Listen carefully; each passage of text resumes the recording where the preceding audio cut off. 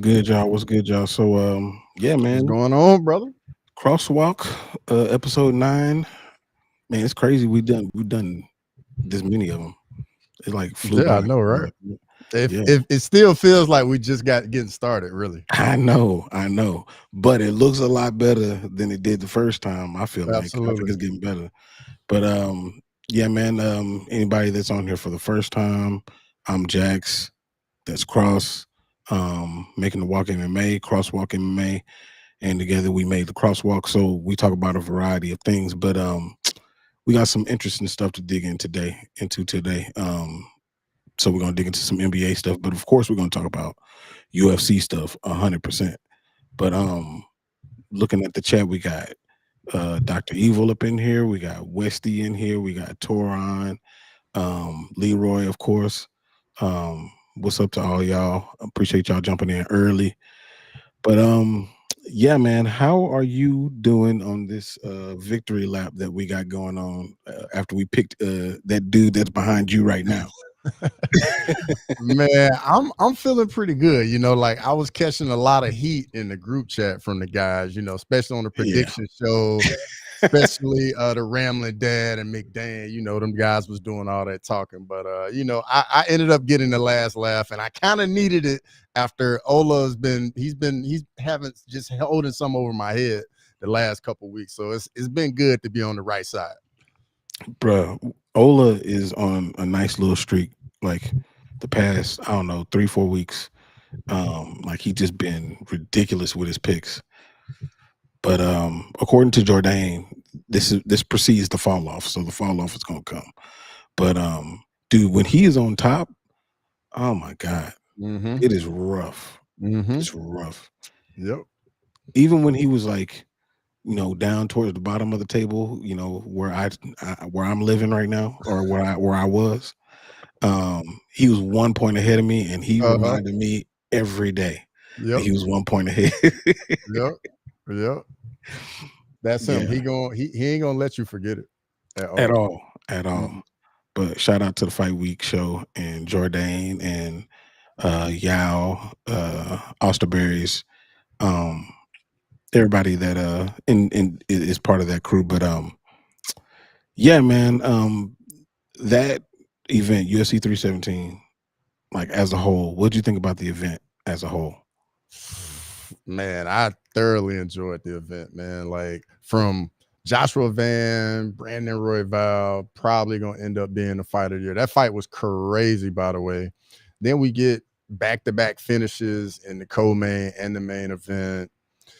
I mean, hey, I got nothing bad to say about the card. I thoroughly enjoyed the card. I just wish we had a few more fights. That's pretty much all I could add to it. Yeah, man, that was card of the year for me. Mm-hmm.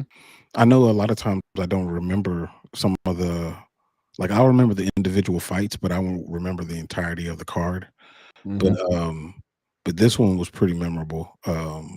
Just because of Ilia speaking into existence what he was going to do, and then Joshua Van just showing up, man. Like that's Mm-hmm. nuts what he did in that fight. And then Brandon Royval just he didn't have to take that fight, man. Like Mm-hmm. the fact that he right before that he fought well, was it right before that? I don't know if it was right before that, but he fought Tatsura Taira, Yep.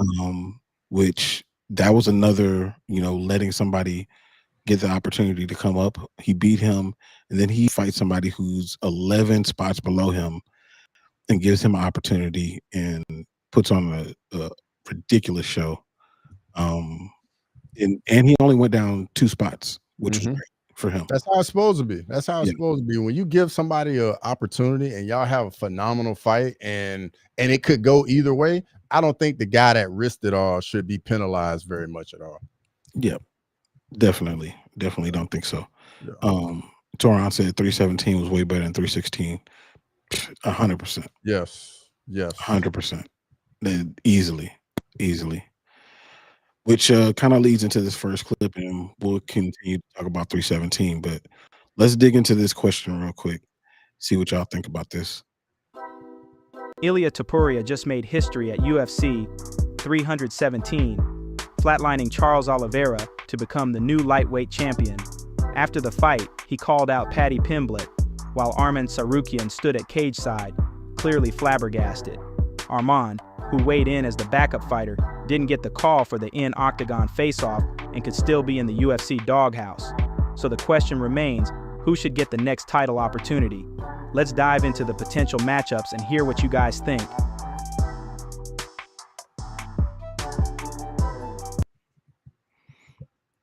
See, Western was already going that direction. So Yeah, we starting hot with this one. We start I real mean, we hot might with as this well one. get Oh right yeah. on into it. Oh So yeah. I'm gonna let you cook first. What do you think? What should be next for Ilia Topuria? So I know, Patty, they let him inside of there. But after seeing the clip with DDP, I don't know if you saw it on Twitter, but DDP came out and like he was just talking. It sounded like Gaethje Patty's kind of maybe already made, and that's going to be the co-main for 319. So in my mind, I'm thinking Patty already has a fight. And then to add on top of it, after the fight, Dana was saying how he didn't like that they got Patty in there. So I think Patty, and I don't think Patty really deserves the title shot yet. So I think they definitely Patty needs one more win. So from there, I think the matchup is Arman Tsarukyan for me. Yeah, man. So I have long wanted the Patty versus Ilia fight to happen. I think that's an amazing fight for Europe and that's for the UFC as a whole. Ilia is definitely a star, and Patty, he's trending towards that way. And if he were to get a win over Ilia, oh my God. I mean, it would be freaking UFC Beetle. That's basically what he would be. But I do believe that it is one fight too early. I think Patty needs one more fight. Beating a I don't want to say he's washed up, but I mean he's going that direction. Beating that type of Michael Chandler and probably Michael Chandler's worst UFC performance. To me, that doesn't equate a title shot just yet. Even though Patty looked amazing, he looked really, really good in that fight. I just want to see him do it one more time. And Armin, I feel like he paid his dues by coming in, weighing in, making weight, and doing what he was supposed to do. I know he got paid a little bit for it, but I think they wanted to test him to make sure, okay, are you going to do what you said that you were going to do?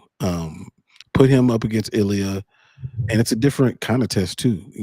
Armin is a different kind of fighter as opposed to what Charles Oliveira showed and Volk and Max. He's just different, and I think it would be a different test for Ilia to see if he gets to remain that number one pound for pound guy that he's morphed into. We get to see a little bit more of his wrestling, I would think, if Armin doesn't get knocked out too fast. Yeah, I mean, I know I see Torn in the chat talking about Gaethje said if he's not going to fight for a belt, he'll retire. Gaethje has no leverage. Like, if Gaethje retires, the UFC is not going to miss a beat. Like, yeah, we as fans are going to hate to see him go, but unfortunately, he has no leverage. Yep. Like nobody's clamoring for that fight. He's only won one fight. I know Arman missed out on his title opportunity, but he was the backup. He made weight. And just like you said, Jax, I think it's one fight too soon for Patty. One fight. I mean, I know one thing. I know Islam is a lot more interested in that fight now after seeing what Ilia did to Oliveira. Yeah, it's a bigger money fight now. 100%. Western said, give Justin his last chance and then he fucks off into the pro golf. I understand where Justin is coming from. And I know originally I said, man, just give Justin this fight because if once he loses, he's going to leave. But it's kind of like, who do you feel more sorry for? Do you feel sorry for Justin or do you feel sorry for Armin? And with Justin, I feel sorry for him, but the fact is that he did just a couple of fights ago get KO'd by the dude that's at number 5. So that has to count for something too. Armin hasn't lost to these guys, so go ahead and let him do his thing. I mean, here's a question though: if Armin fights Ilia and wins, does Ilia get a immediate title shot or immediate rematch? Nah, I don't think so. Especially if Patty wins. If Patty wins his next fight, he's fighting for a title 100%. Just because he brings way too many eyeballs, is a star in the UK. Like the UFC is not gonna, like they've been bringing Patty along to give him the right opportunities and the right fights to build a star out of him. So if whoever Patty fights next, if he get that win, I think he's gonna get the next title shot. But I mean, I know one thing, lightweight just got a lot more interesting with Ilia getting that win, though. A lot more interesting. And then I'm gonna go at it from another angle. What if Ilia wins and he's like, and if Islam wins and he's like, I want to go fight Islam? Do you let him?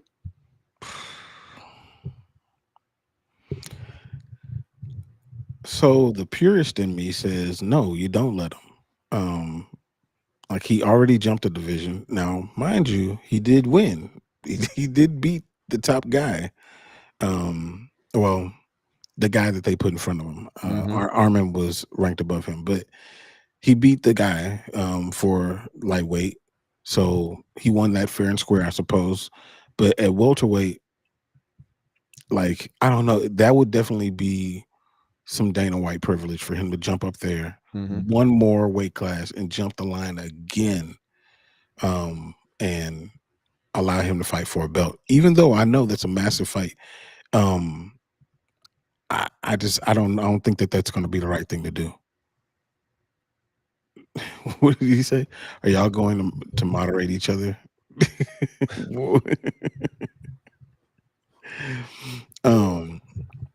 Yeah, no, that don't seem right, man. That does not seem right to me for him to jump up there to welterweight and immediately get a title shot. That's wrong. I mean, I get it, but bro, the fight is gonna be so massive if they both win. So massive. Yeah. Or because if Islam wins, I don't think he comes back to 55. And we're just gonna miss out on another phenomenal matchup. I don't know how they do it. I don't know. Because the fight is really big. Maybe Ilia makes a couple of the title defenses and then goes up. Maybe you just shorten the amount of time that it'll take for him to jump up there. Maybe you do that. But like it feels like him immediately getting the belt, dropping the belt, going back up again. I mean, I don't know. I mean, it would be impressive for him to win another fight, but it's also, how much credit do you give him for that? Like, yeah, if he were to go up and fight Islam and beat Islam at welterweight, then he would have 3 belts. But how much credit do you give the effort it takes to go and win within a division? You know what I'm saying? Like I mean, JDM, he won the belt, right? At welterweight, also in 9 fights. And so if he were to go to middleweight, one more fight, they say he can go to middleweight and fight for the belt, and he beats that guy, then he'll be champ. Yeah.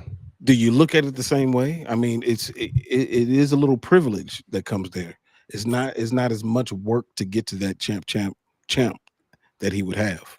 Fair. That's very fair.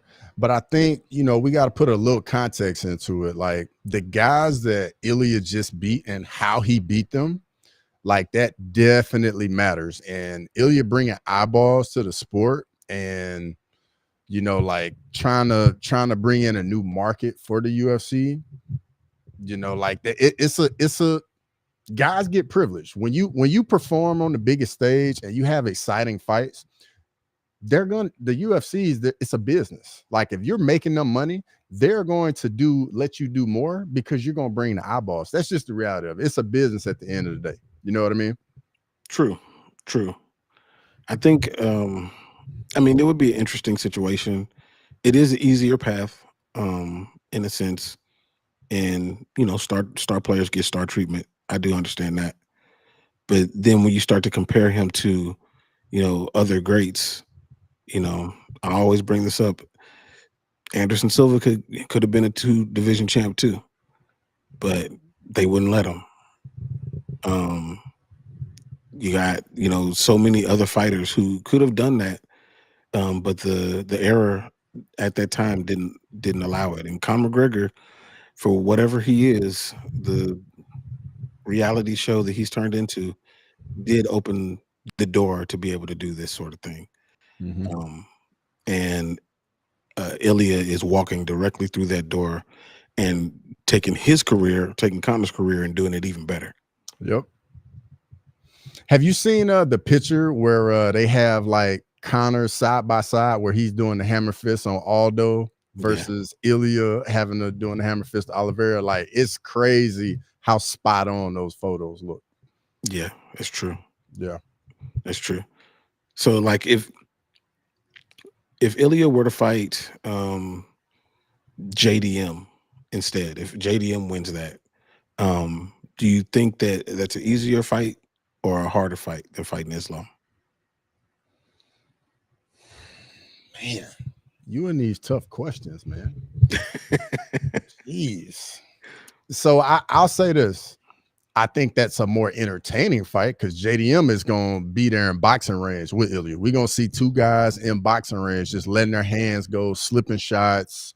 Whereas with Islam, it's much more diverse. It's more kicks. It's staying at range. It's like, I'm not going to stay in the pocket too long. Like, I'll exchange a little bit, but I'm getting right back out of the pocket. And that's the thing with when guys go up against Islam. Like, he's not going to allow you to just get in there and think you're going to exchange with him and then catch him with a shot. After that KO loss he experienced early in his career, he's learned you got to be careful and you got to be defensively responsible.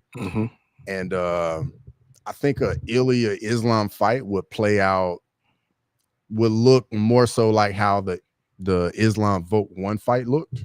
Yeah. And but with JDM, I think it would be a totally different matchup because I think they would kind of meet in the middle, whereas Islam would try and like keep the range a little bit better. But at the same time, though, I think if JDM wins, I don't think Ilia would go up. Like, I think at that point, Islam would come back down to 55. Yeah, he just might. Man, y'all going off in the chat. Okay, so yeah, for real. So Lord of the Pies, he said Shavkat would get chin. He also has terrible boxing. Watch the Jeff Neal fight. Okay. He literally and I wouldn't say that he has terrible boxing. I think that he's not, or he wasn't at the time, defensively responsible. I think that he started to be that when he fought Ian Gary a little bit, and plus the fact that they knew each other and trained together, that had a lot to do with it. I think, and we can do this exercise real quick. Look at the top 5 of welterweight and see, would Ilia win or would he lose? So, okay. Number 1, Bilal Muhammad. Would Ilia beat Bilal Muhammad? I think Ilia beats Bilal.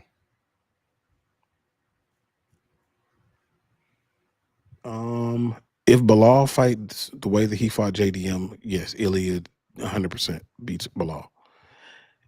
I think that if Bilal starts to do some of that wrestling, then it's a different fight. Ilia might still beat him, but I think it's a far different fight. But Bilal, the one that we just saw, I think that Ilia beats him. Yeah. Sean Brady. That's a tough matchup. That's tough. That is tough. Because if for me with that match, man, that's tough because Brady is so strong when he gets on top. But at the same time, like, we haven't seen somebody on top of Ilia. Like Oliveira tried to, and then Ilia just reversed the position like that. So, but then at that point, where's the physical strength? Because I know Brady is strong as an ox, bro. Like I already know that. So I think that would be a tougher matchup. But on the feet, he's still got a puncher's chance, bro. Still 100%. Got a puncher's chance. If you were betting, are you gonna bet Sean Brady? You gonna bet Ilia?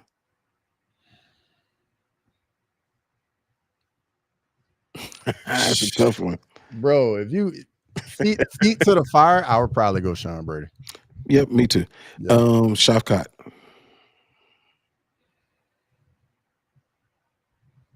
I think Shavkat's a bit too big.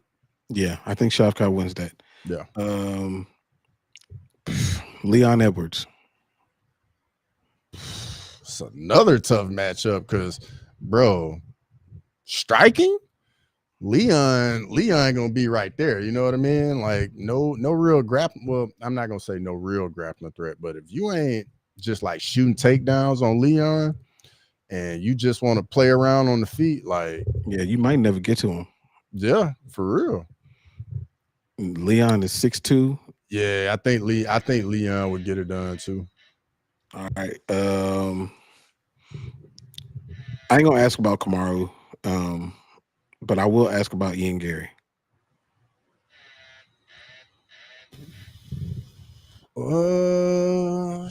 See, I think this matchup is better for Ilia than the other fights are. Interesting. Okay. Why do you say that? Because JDM's fighting style plays right into Ilia's game, first off, and then the size difference won't be as drastic as it would be for him against Leon Edwards and Shavkat, and there's no real grappling threat.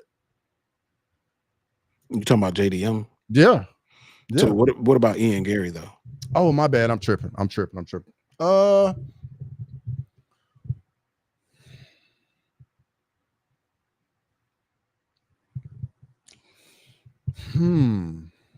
gonna tell you now, dude. I'm taking Ian Gary on that one, and that is not because I like Ian Gary. Yeah, I do not. Yeah, but the way that I saw him deal with a power puncher in Carlos Prates, who has ridiculous power. Like Ian Gary, he would. It's not necessarily saying that he's a smarter or more cerebral fighter than Ilia. I think he's just smart enough to walk out of there with his hand raised. He's not gonna hurt Ilia. He's not gonna beat him up. He'll just do just enough for the judges to say, "I guess you won that round." I can see that, but my only issue, we've seen Ian Gary eat a shot, bro, and get dropped. Yeah. So I totally get it, especially, Ian Gary with the kicks keeping Ilia at range. 100%, like there's a path to victory for him. Gun to my head, I would probably go with Ian Gary, just from the size and the range. Because, I mean, Ilia looked so much smaller than Charles, and facing these guys at 170, man, especially the bigger guys at 170, it's going to look even more exaggerated. Yep. I mean, it would be a ridiculous problem. Lord of the Pies said Brady's been TKO'd by Bilal. I mean, he did. He did get TKO'd by Bilal. And for me, that always sticks into my mind. Bilal made him quit. But I think that was peak Bilal. And Bilal is a big dude, man. Bilal could easily be a middleweight. Like, to me, he's big. And Ilia doesn't have that type of size on him. And I think Deshaun would lean way more into his wrestling. And basically just big brother him. Yeah. Because that's the one style we haven't seen Ilia have to deal with. We haven't seen him have to deal with just like that wrestler that just wants to get after you, lean on you, be in the clinch, make it dirty, make it ugly. Because Josh Emmett, I know he's a wrestler, but that wasn't really how that fight played out. Ryan Hall's not really a wrestler. He just wants to leg lock kind of guy. But he just hasn't really had to deal with that yet. You know what I mean? Yep, 100%. Yeah, and going back to the original point, like that's why I think the Arman Tsarukyan fight is the fight to make because it makes him deal with a different style. It makes us see him deal with something different. And that's just going to build his lore even more if he's able to win that particular fight on this particular stage. Yeah. Shout out to Lane popping up in here. And of course, Lord of the Pies. You've been cooking in the chat. He said he'd take Ilia versus all of them. I did see that. I don't know about that, man. I don't know about that. Size, I think there's weight classes for a reason. Yeah. Like the size difference, him against like the big welterweights, it's going to be dramatic. Yeah, that's too much to ask. And I mean, you can have all kinds of technique. If that size is just too much to overcome, none of that's going to matter when they're just laying on you. And that's the thing is like, I know that, you know, we saw Ilia, he went 3 rounds with Yusuf Zalal. He went 5 rounds with Josh Emmett, but those were not all wrestling. And I know that he's a grappler by nature and by trade, but we haven't seen it on this stage against somebody that big. So I don't know. That's the one I want to see. And hopefully that's the one that we get. So Mighty Mouse, do you follow Mighty Mouse? Do you watch his stuff? So I saw the clip you talking about. I literally saw it probably 45 minutes before we jumped on. Okay. So yeah, I'm sure all of y'all probably follow Mighty Mouse on YouTube or whatever. He had some interesting things to say about the Joshua Van and Brandon Royval fight, which I thought was amazing. But here's what he had to say. Former UFC flyweight champion Demetrius Mighty Mouse Johnson weighed in on what he thought was the fight of the night at UFC 317, and he gave the nod to Ilia Topuria versus Charles Oliveira. Let's hear what he had to say. No, that was a beautiful performance from Ilia Topuria. I think that was the fight of the night. The reason why is because I like watching mixed martial arts. I don't really care to watch kickboxing or boxing. I just like when I see a complete game of a full arsenal of fighting, and I love how when he went for the takedown, he was able to reverse him. He passed the guard and he immediately went straight for the crucifix. When he went for the crucifix, Charles Oliveira attacked his legs, went for a heel hook. It was a heel hook sweep. And then he comes up and they're both trying to watch their feet. And then there's just more that happened in that fight than a lot of the fights that happened for me to watch. Do you agree with Mighty Mouse? Was this the true fight of the night? So yeah, what do you think about that? Okay, so I'm gonna look at it 2 different ways.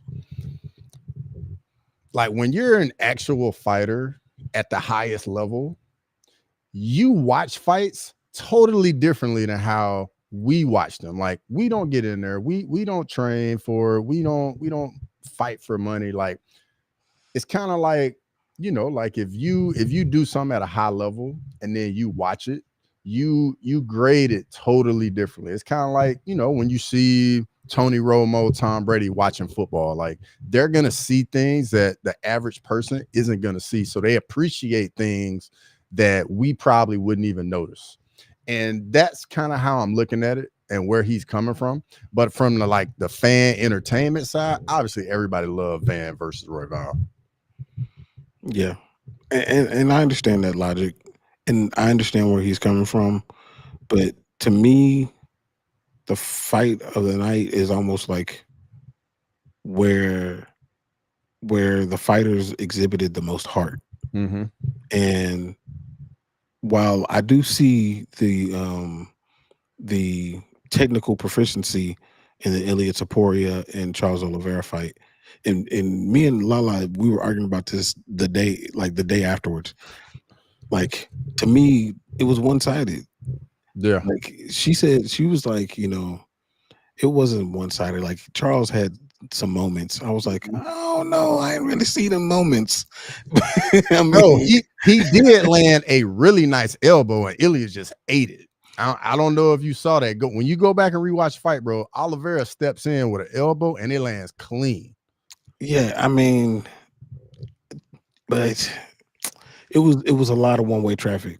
It was. Now this fight, it was just a lot of heart that Yeah. went into this fight. And when it comes to two people who go in there and they want the same thing and they're putting their heart on the line, like, to me, that results in a really good fight. And that's exactly what this was.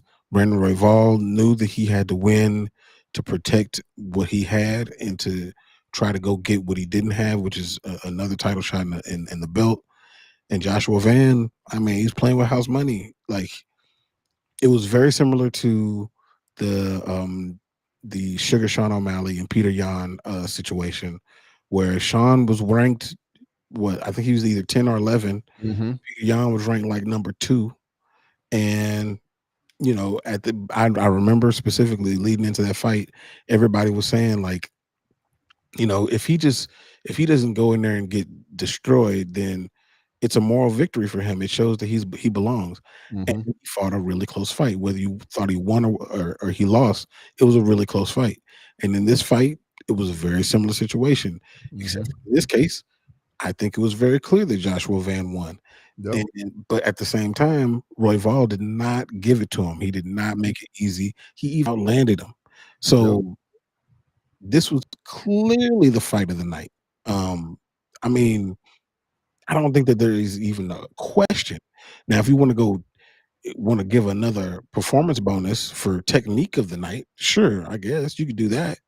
But this was clearly, hands down, the fight of the night, probably the fight of the year. Yeah. And I think that might be recency bias because I don't remember the other fights that were on this level. But to me, this was fight of the year. Yeah. Yeah. I think it's comfortably in the number 1 spot for now. For now. Yeah. I think the stage that was on also matters. Like, when these people have crazy fights, but they're on the prelims of a fight night card in the Apex, people forget. Mm-hmm. People forget so fast. Absolutely. And those fighters typically have even more to fight for because they're fighting just to stay. Yeah. Yeah. Before I leave UFC 317, like, what other stuff stood out to you? What's another moment or thing that stood out? I got one, but I'm curious if you're going to say the same one.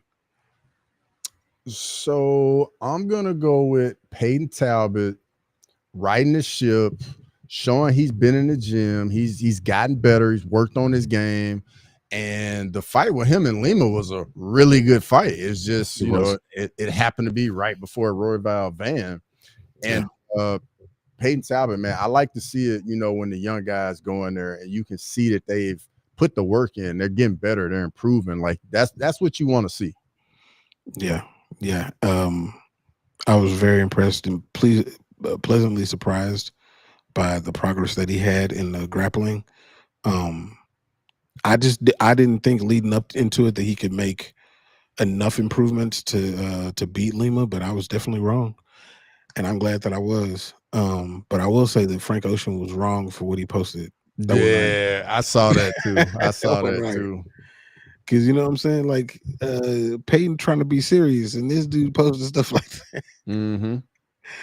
That wasn't right, man. But Peyton, I mean, he's got a bright future ahead of him too, and he called out Adrian Yanez. That's tough. Yeah. That is tough. That's gonna be a lot of fun on the feet if they make that fight. Oh my goodness. How do you think that fight goes? I think with the way Yanez's fights have been going lately, man, he's been taking a lot of damage. And I don't know if that would be the right matchup for Yanez. I think Yanez needs to, like, go back a few steps, get his confidence back. Because I mean, he's in there with high level guys and just taking so much punishment. And you know, I don't want to get in that position of where like we miss out on a guy that could have developed into something because we was just throwing him in there against just good guy after good guy after good guy, and he couldn't get any type of momentum. Yeah, that's true. So Yanez lost a split decision against Daniel Marcos, which I actually thought he won that fight. He beat Vinicius Salvador by KO.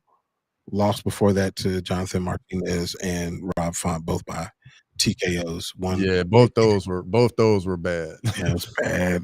I think Martinez tore his Yep. Leg kicks. Yeah, he tore his ACL in that one. Yeah, and I really like Adrian Yanez. But me too. Yeah, that's tough. That almost cancels out a one of the prospects, which I don't like canceling out prospects early, but at the same time, Adrian is 31. He's the same age as Malcolm Wellmaker. Well, all right. That puts it into perspective then. Yeah. Might have to do it then. Yeah, maybe. Another moment that stood out to me was Gregory Rodriguez RoboCop knocking out Jack Hermanson. Oh, that was a dead body. Dead body, bro. Like the follow-up shot, I saw it in slow-mo. Oh yeah. My goodness, bro. Brutal. Hey, do you think that RoboCop knew that was unnecessary? God, that dude, he knew, bro. 100%. There's no way he didn't know that wasn't necessary. Absolutely, but I mean, you know, when you're in the moment, man, that adrenaline going, and all you know is just, hey, like I gotta make sure, because if he wakes up and I don't stop him, you know. But it was brutal though. It was brutal because Hermanson was out for a while. Yeah. Yeah, he was. And you could see him when he did come to, he's sitting there looking around like, how did I even get here? I was like, oh man, that was awful. And I thought that Rodriguez was going to win, but I didn't think it was going to be like that. Yeah. I almost took Hermanson as a live dog, so I'm glad I didn't. And he was, you know, especially you saw him go against a power puncher before that in Joe Pyfer. Yeah. And did well. Mm-hmm. But shoot, Gregory Rodriguez, like he's got a lot of grappling that he doesn't get to show. I think he was a world champion in jiu-jitsu, and he doesn't ever get to it. It never happens. It's just all striking usually, or ground and pound. Yeah. That dude is scary, man. Yeah. I hope he gets another crack at getting into the rankings, because fighting somebody like Jared Cannonier when Jared apparently still got it, like that's a tough matchup. It's a really tough matchup. Real quick, look at middleweight.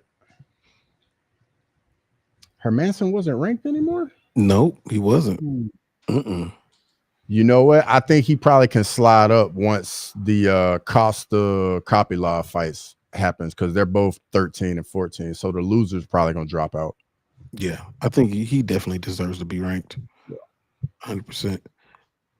Ooh, Toron. RoboCop against Joe Pyfer? That's just mean. That's just mean. I mean, I'll pay to see that. I'll pay to see it. I think both guys should get a chance to fight somebody that's ranked. Like the loser of Vittori Brendan Allen, because they're both 10 and 11. One of them can fight them, and the other one can fight like the loser of Kopylov Costa. Yeah.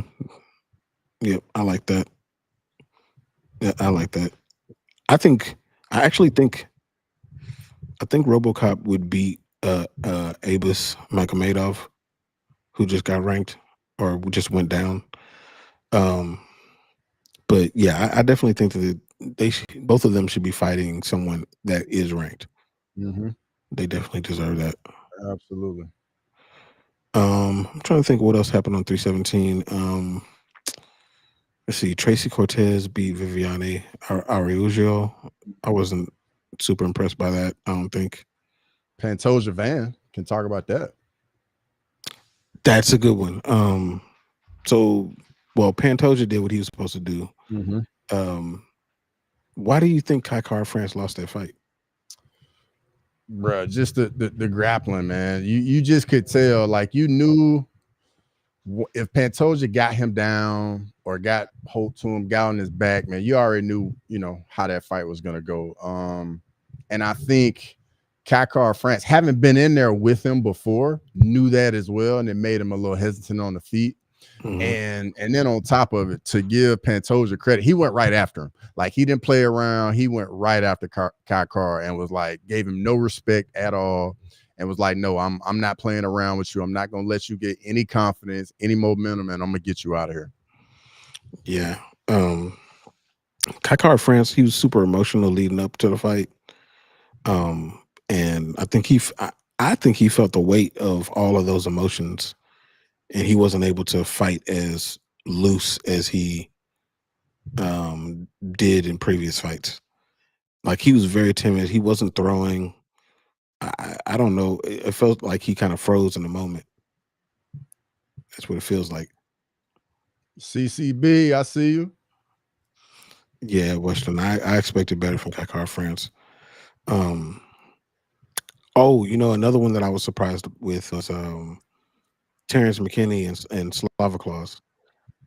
You were surprised with the sub, or were you surprised with it just ended so early? I was surprised that it ended as fast as it did. I wasn't surprised that there was a finish, one way or the other, just because of the nature of Terrence McKinney. But it definitely seems like within the first minute of a fight, Terrence McKinney is one of the greatest fighters we've ever seen. Like, for me, man, like, I was expecting a finish in the first round by somebody. Just Terrence McKinney, like, is kill or be killed in the first round. Like, whoever he's in there with, either you gonna get him or he's gonna get you. And like, that sub was crazy. Like, just watching Slava Claus, like, he just literally looked like a fish, like, on land, just flapping around with his legs, man. And it was a great submission. It really was. I mean, it was exactly like Volkanovski versus Ortega. I mean, except for Volkanovski got out of it.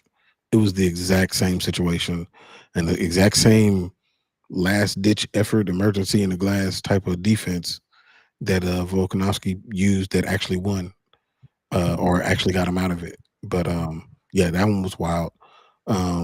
Big Ankh brought up the Jose Delgado, Hyder Emil. Man, bro, that knee came out of nowhere, didn't it? It did, man. I didn't think he had that kind of thing in him. I mean, I saw what he did previously, but I thought, okay, Hyder Emil is going to put a little bit more pressure on him. He's not going to be able to do those sorts of things. But he just came out the gates with it, and man, I guess he had something to do because that was so fast, bro. That was like, I was just completely caught off guard with that knee. Yeah, that was insane.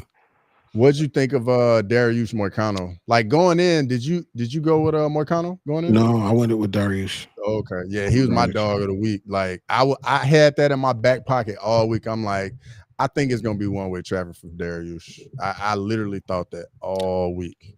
I thought that Dariush was going to win because Moicano isn't exactly a power puncher. Bingo. And I was like, he's a better striker than some people give him credit for, but I think a lot of that has to do with the threat of his grappling. And Dariush, you don't necessarily have that. Exactly. You will be able to negate that, and so now you got to strike with him. Yep. And when it started off, I like what Dariush was doing with his kicks, but then it felt like he got tired, and then you start to see him move towards the fence. And for any fighter, as soon as you start to get towards that fence, you are losing some escape routes. And then he got clipped, and I was like, oh my God, you got clipped by him? Yeah. So after round one, I was very scared. I'm sure since that was your dog of the week, that you were feeling the same way. Bro, I was super nervous. And then round 2 came and I was like, oh, he's controlling Moicano now. So I was like, yeah, I feel a lot better now. I literally thought that Moicano, for me, I was kind of like you. I wasn't really worried about his power. And then when he dropped him, I was like, oh, here we go. Mm-hmm. But after seeing Dariush defend all the takedowns from Gamrot, I didn't think Moicano would be able to get him to the ground at any point in the fight. Like I wasn't worried about that at all. Yeah. But yeah, Dariush did what he needed to do to get the win. True, he did. So Big Onk brought up something. He said Dariush still got it. I don't think he still got it, bro. I don't think so. I think the peak Dariush was the one that fought Gamrot.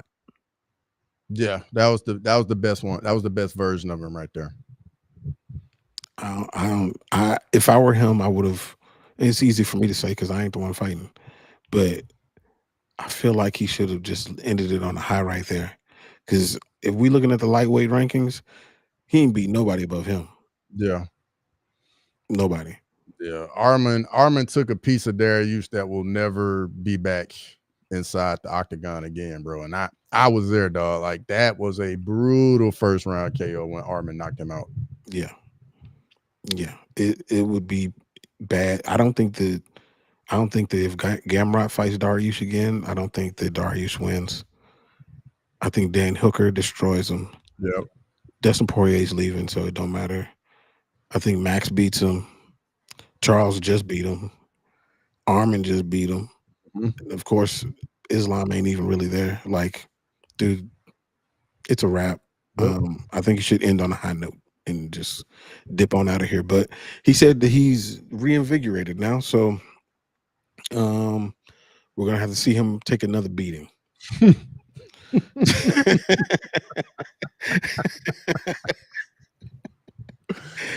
mean, that's what's gonna happen.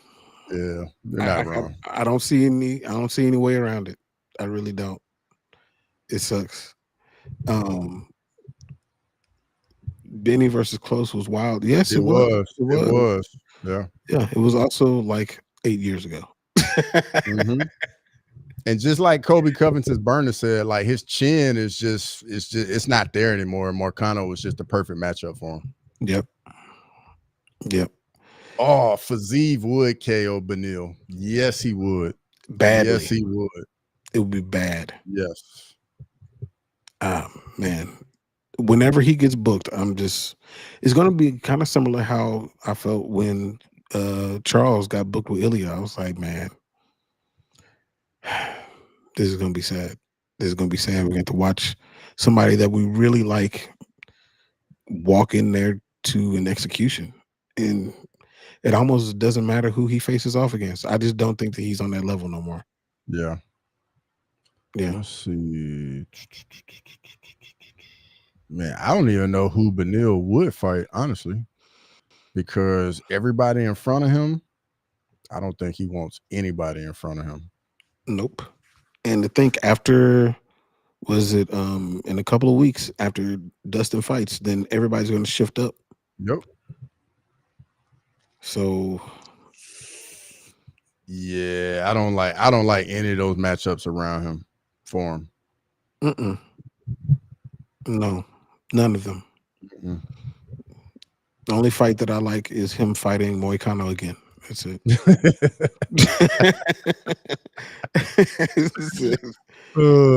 Benny versus Chandler. I thought about that, but dude, Chandler would knock him silly. Chandler destroys lesser fighters. Like, how is Chandler still ranked? First off, I don't know. But he's Michael Chandler. Bro, he got some pictures on. He got pictures on somebody or something. I don't know how they do so right. I really don't. Dariush versus Dawson. That would be interesting. But why would he have to fight that far? He's not gonna fight that far back. Yeah, exactly. That's the thing. Like, he just gotta win. He ain't gonna be trying to fight back. No. His I mean, in rightful arrogance, you beat somebody that's in the top, 15. You don't want to fight somebody at the back end of the top 15. Yeah, nah, man. It's a wrap for that dude. Um, Sterling, man, you don't like the background today, Sterling? Why you don't like it, dog? You know, you got to witness another double champion. yeah, we I did. wish you had that picture that I put in the group chat of Which one? of all them where they reacted. Oh, Yeah, that would have been perfect. You know yeah, what? I got it in here somewhere. Now that I had to find it. I might can put it. Might can make that as my background. Now that I think about it, I might need to do that for a second. Oh man, they were so sad, Mm-hmm. and they booted you so fast. I was in So the chat. so quick. They booted me out of there. So But the quick. thing is, it's like it was a natural reaction. Like there wasn't anything you could do about that. Yeah, and it's not like I said what happened. I literally was like, oh my god, you know. And everybody was like,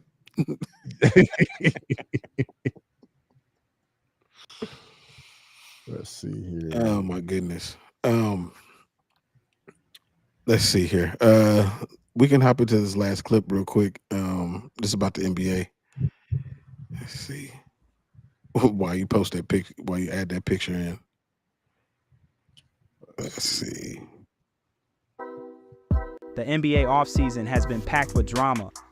From the NBA draft to the start of free agency just yesterday evening, teams are making big moves, and with that comes winners and losers. Let's talk about the biggest winner and biggest loser so far, who's setting themselves up for success, and who might be taking a step backward.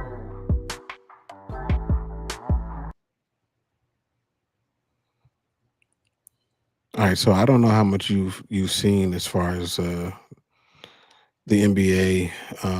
So anybody that's in the chat, if y'all don't know, the free agency started yesterday, and it's been nuts. The draft was the week before, and of course, you know. Look at these reactions right here. When Charles Oliveira got knocked out, look at Sterling right here. Look at Ola McDane. Everybody just hurt, and it was beautiful. Oh man, yeah, that was glorious. That was glorious. That was a rough night for Leroy. That was a rough night for him. Mm-hmm. Oh man, who voices them little clips? Well, that is not me. So it's somebody that I know. But anyway, so the NBA offseason kicked off, and I'm always excited about the offseason because it's so much unknown. And you saw in the clip that the Dallas Mavericks, of course, got the #1 overall pick, got Cooper Flag. Mm-hmm. We also got D'Angelo Russell to hold down the fort while Kyrie heals up. But that's not the #1 or any of the #1 winners so far of the offseason, I wouldn't think. But before I it's Sterling. Before I jump into who I think the biggest winners are, like who stood out to you? I know you get the alerts and everything, but who stood out to you as far as like just people that you've seen or teams that you've seen that are coming up? Well, KD going to Houston is a big one. Whenever you get like, you know, somebody of that caliber moving, like you definitely notice it. OKC locking up Shea Gilchrist to a super max. Mm-hmm. You love to see it. Like they gotta lock that little young nucleus up, man, for a long time and just run with it. And hopefully, you know, all those guys can stay healthy. Damian Lillard getting waived, that's a big one. You know, him trying to come back from the Achilles, that's gonna be kind of tough. Miles Turner, I think he went to just signed with the Bucks now, I think, right? Yep, sure did. So you know, like some things gonna look a little different in the NBA next year. And I know you're definitely happy about, you know, the Mavs getting Cooper Flag, of course. Yeah, can't complain about that. Yeah, I was definitely messing with you a little bit. Like, what if they don't draft him? What if they don't draft him? I know you was making me think. I was like, what if they don't draft him? But luckily they did. They ain't traded nobody stupid again yet. well, but the games haven't been played, so you never know. It's still time. But Mhm. so the biggest winners that I had were Atlanta Hawks. So the Atlanta Hawks got Nikhil Alexander Walker, Kristaps. And yeah, I was about to say, and they got Porzingis, yeah. Yep, and they got Porzingis. Mhm. And of course, they already had Dyson Daniels. Of course, they got Trey, Jalen Johnson. Like they are already becoming a problem in the East, and we Mhm. already know that the East is. I mean, they didn't fell apart since the playoffs. Like the whole 3 Achilles destroyed the entirety of the East. Yeah. I mean, Um, when you think about it, they're gonna be able to make a little run next year, bro. mhm. Like for real, because Halliburton's gonna be gone. Tatum's out. Yep, Who's gonna be the team in the East? Literally, it's gonna be up for grabs. totally The up for Knicks grabs. and the Knicks. Yep. Yep. I The mean, Knicks, I mean the Knicks are gonna be good, yeah, but they don't have a coach.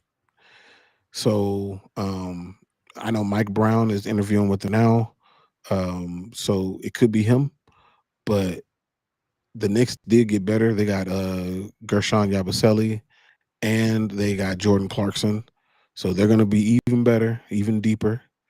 Um, but the Atlanta Hawks, they're gonna be a top 4 team in the East. yeah, And yeah, that's a big difference from last year. We thought that Trey Young was going to end up going to the Lakers. yeah. Now he's on a team that can contend and actually win the East. But, and you also brought up the Houston Rockets. The Houston Rockets, like obviously they got KD. That's a big win. But that's not the only person that they got. They renewed Steven Adams, and Jeff Green, Aaron Holiday, and Fred VanVleet. But they added Clint Capella, Ooh, which stopped the Lakers from getting him. And they also stole Dodo, Dorian Finney-Smith, away from the Lakers as well. So, which a lot of people don't know, Dorian Finney-Smith, Luka Doncic's best friend. mm-hmm. So, the Houston Rockets are, to me, second best team. They had the second best record last year. They're the second best team, if not pushing for the best team in the West. Yeah, you got to see how it all comes together. Yeah. But hey, with their coach though, I definitely believe it will come together. Yeah, Ime Udoka is amazing. Also already has a relationship with Kevin Durant. Dude, they're gonna be so good. And I hate to say it, I don't like supporting Houston doing anything, but they're gonna be a problem, man. Yeah, They're gonna be a big problem. I might have to sneak down there. I ain't wearing no Houston gear, I tell you that. I'm gonna wear all black, but I might have to sneak down there and watch a game. A few of them. Because I think that they're gonna make some noise for sure. Yeah, I think the Spurs gonna be fun too. All the Texas teams gonna be fun. Honestly, Hold up, let me pause for this. Let me see, who is this? They said, I think you're saying, what's your take on the guy Ashu Jubilee? Is he done or can he make a comeback? Nah, man. I don't think that he's on the level of the UFC. yeah, I completely agree. Like I mean, it's a good story. You know, it's the first guy out of India, but I don't think he's ready for that level because I think in one of the fights, man, the dude was like yelling at him and then knocked him out. Yeah, it was embarrassing. Mm-hmm. Yeah. And what's the girl's name? I know exactly what you're talking about. I can't think of her name though. She lost to the girl from Ireland, right? Yeah, Like Shanna Bannon. She landed the head kick, dropped her, and then got subbed. Pooja Tomar. Yep, that's it. She's the best fighter in India. She's the best. Yeah. And I think that she'll stay. I think she'll stay. She's competitive. She's competitive. Yeah. But Jubilee, no, not him. So yeah, let's no, man. I'm not big up in them at all. It's not gonna happen. But Grimy, what's up? Good to see you in here, brother. truth be told, Lazy, good to see you in here as always, Lazy. of course. Truth be told, Houston did some big things. So you hinted on a few of these, but dig into some of these biggest losers. Definitely, and I don't even have this on here because I made these graphics before this happened, but dude, the Indiana Pacers, man, I'm so sorry, Lane. Yo. They are falling apart.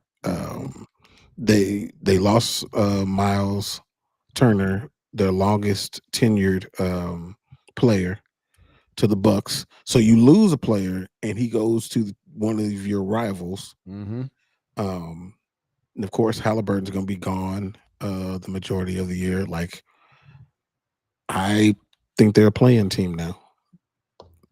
That's unfortunate. That's terrible. They've been downgraded to a playing team. Boston. That's who I was gonna say.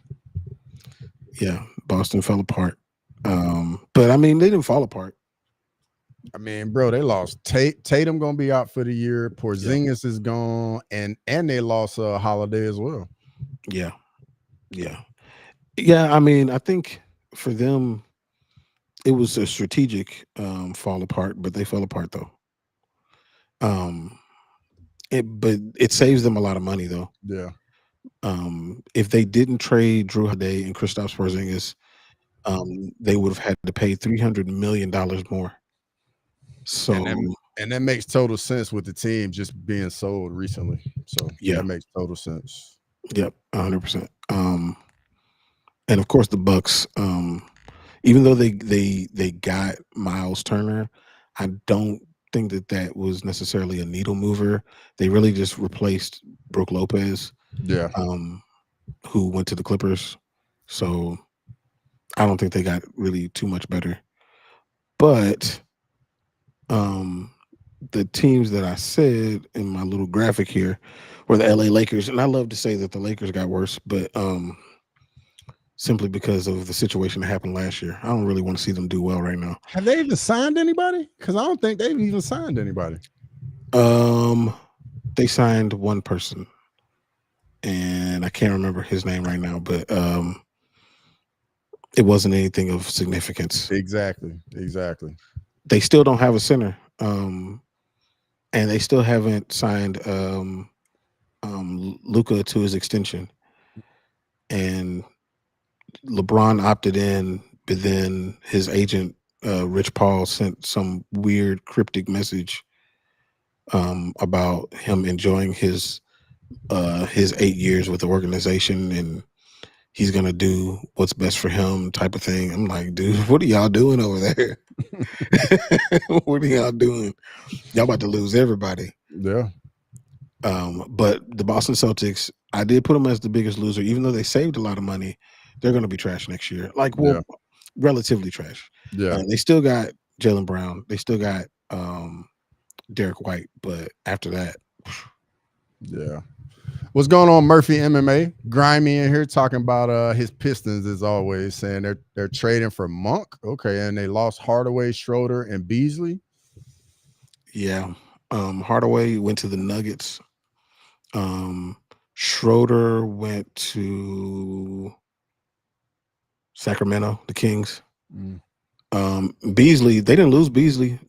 Beasley is being in the big three, just going off in the big three. No, not that big Beasley. He's talking about Malik Beasley. Malik Beasley that's right. Being investigated by the FBI. Oh. Yeah. Okay then. Yeah. So they didn't lose him. They can re-sign him, but I don't think they want to. Yeah, he probably won't be getting re-signed.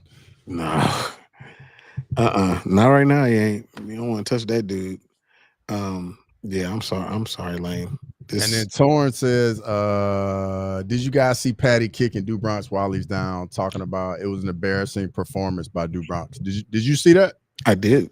I saw it too. That's not a good look, man. Like, hey, that guy strapped it up, got in there, and he, Ilia was the better man on the night. You know what I mean? Like hindsight's always 2020. You can say, well, he should have did this, he should have did that. But when you in there and you putting it on the line, hey, you can't be saying it's embarrassing, man. Like the guy, you just went in there with another elite fighter. You know? Yeah. It that did kind of suck for him to do that. I mean, I understood where he's coming from as far as like him saying, you know, he understands the game plan, but like time and place, man. I don't think that was the time or the place to be doing that, especially with somebody who's beloved like that, like is. But you know, who knows? Maybe Patty will get a shot, but he's gonna have to get through somebody first. Yeah. I know Western saying that he thinks that I think he said Gaethje should get a shot. If Gaethje beats Patty, yeah, I'll give him a shot. I guess that would be okay. But yeah, I don't know. I don't know if Gaethje's ever going to even make it back there. I think he might retire first. After that performance, Ilia could fight again this year. He said that he wants to fight in December. Yeah. So that's not a bad look. It's just a matter of who it's going to be against. And if he wants to fight in December, that to me that almost that makes it in stone that it's going to be a lightweight. Yeah. There's no way that he's going to go, not because of him, but because of who he would be fighting. I don't think that they would turn around and do that. I don't think. JDM might, but not Islam. Yeah. Westy saying there's no way Gaethje fighting Patty. Why you say that? Why? Is it after the whole like he said he wants to fight for a belt, or he's just gonna retire after those comments?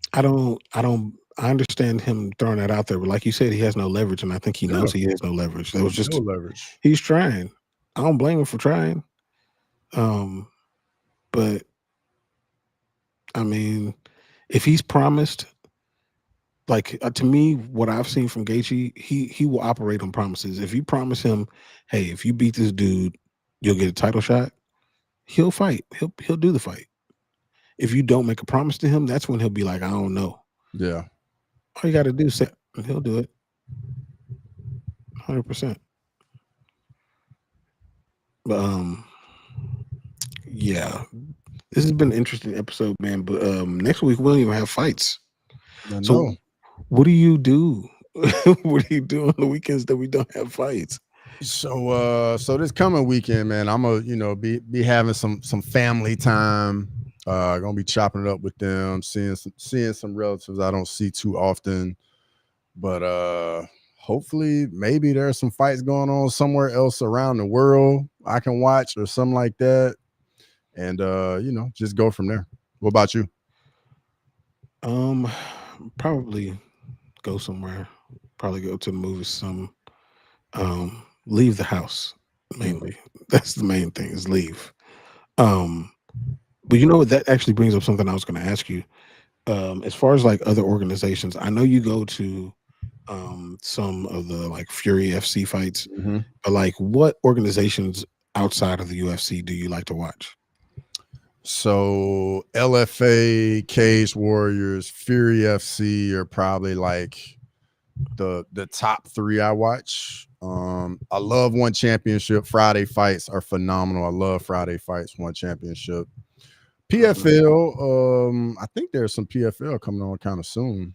I watch PFL. It doesn't really do it for me like watching that Muay Thai One Championship with the MMA gloves. That is pure violence. Yeah.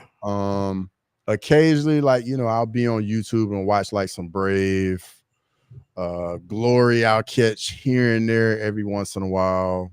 And I got the little Brazilian Combate channel, so like I'll see like their little fight promotions down there in Brazil. And Octagon from time to time I'll check out Karate Combat. PFL Africa on Friday. Okay. But I'll definitely check that out. And Lane, I'm right there with you for Dana White Contender Series. Yeah, August 12th, I believe it starts. Yeah, and I'm definitely gonna be doing watch alongs for those 100%. Yeah. I think my favorite one to watch outside of the UFC is probably Octagon. I really like how they present their stuff. It's like super professional. What's weird is like, I mean, I guess it's not weird, but I see a lot of fighters in Octagon who they never leave. Like this is where they want to be and they never leave. So they must be getting it right over there for sure. Yeah. But also one, I mean, like you said, it's pure violence. You don't got to know nothing about nobody. And they just come in there and they throw down. Like I don't like when they have the MMA inside of the ring. Yeah, because they get caught up in the ropes Yeah. and stuff. Yeah, like I'm that. with you on that. I'm with you on that. Like, how do they determine if they're gonna fight in the ring or the I don't think it's an octagon. It's like a circle, right? Yeah, I think it's a circle. Yeah. I don't know, but if I was a fighter over there, if I was an MMA fighter, I would not want to fight in the ring. Yeah. Like you give me an octagon, especially if you're a striker, like it's going to be really hard to keep yourself up. You can't use the cage to wall walk and all that. Like I wouldn't want that, but the Muay Thai there, love it. Yes, 100%. And them little Thai dudes be throwing them kicks so fast, dude. Yes, so fast. Yes, for sure. And then I don't particularly like when they do BJJ in the ring. I think they should just not do the ring. Just don't do the ring. Yeah. Just eliminate the ring. Yeah, I'm with you on that. 100%. Yeah. But when it comes to Contender Series, I just saw I think it was, I can't remember who it was, but they put out the entire schedule of Dana White's Contender Series. Okay. So that one's going to be dope. I'm looking forward to that. 100%. I think Tough is on tonight too, and I'm gonna be doing a little watch along for Tough tonight. So everybody in the chat, if you checking out Tough, you on YouTube, make sure you pull up for that watch along. We can chop it up. And I mean, hey, Tough has been delivering this year, bro. Like the fights have been phenomenal. Yeah. 100%. They've been really, really good. Pleasantly surprised, because sometimes you'll get a Tough season that is boring and the fights are boring, and definitely makes you want to turn off the TV. Yeah.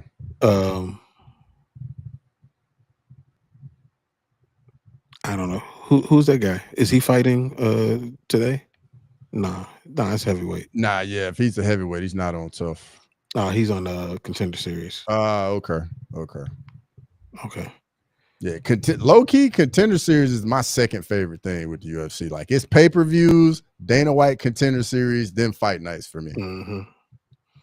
Yeah, for sure. Contender Series is because it's like the Ultimate Fighter, except they just eliminate all the story. Yep. Just I ain't gotta see none of that. Let's just get in there and get after it. And you get multiple fights in one night. Exactly. And I don't know if you saw, but I think somebody quoted Dana and saying with wherever they're going far as the TV deal, they're gonna expand Contender Series. Yeah, I love that idea. I love that. I did see that. Yeah, I'm curious how that's gonna play with wherever they go or however they do it. Shout out to No Chill, man. No Chill's if y'all don't follow No Chill, you make sure you do. He's got a dope channel too. But anywho, I guess we'll dip on out of here. Next week we may or may not be on a little bit earlier, but we'll push that out there and let y'all know. And hopefully we have somebody special on. Hopefully. Maybe not. I ain't gonna say, so I don't want to get your hopes up. Anyway. And then also make sure y'all check out our channels, man. We got a lot of good content out there. I did the video about the bantamweight division. Go check that out. And then also Me and Max Griffin had to push our interview back until tomorrow, so I'll be interviewing him tomorrow and putting that out there as well. So anyway, do you have anything coming out this week? Or are you pushing all your stuff till next week? So video wise, I'll probably just gonna be pushing stuff back to next week, but I know I got the stream for Tough tonight. Yeah. And I might even do like some watch alongs later in the week. Potentially, we just gotta see how it all plays out because I'm currently out of town right now. So we'll see. And if I do some, I'll definitely let everybody know on all the platforms. For sure. All right, y'all. So until next time, we will holler at y'all. Peace. Thanks for watching Crosswalk. Make sure to come back next Tuesday to chop it up. So please, whatever.